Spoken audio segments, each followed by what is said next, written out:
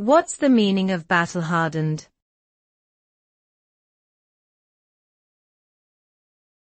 Battle-hardened.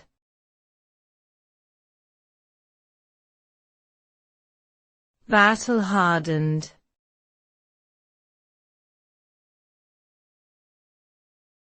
Battle-hardened.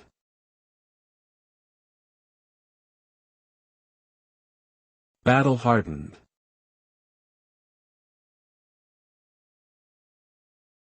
The term battle-hardened is typically used to describe soldiers who have gained extensive combat experience, often through repeated exposure to warfare. It implies that these individuals have undergone a strenuous and challenging process of becoming more resilient, adaptable, and effective in their roles as fighters. The phrase can also be used metaphorically, to describe anyone who has faced and overcome significant challenges, demonstrating strength, skills, and toughness.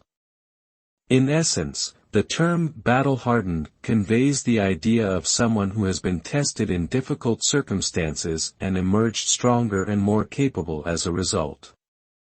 It is a term that embodies the concept of resilience, perseverance, and achievement.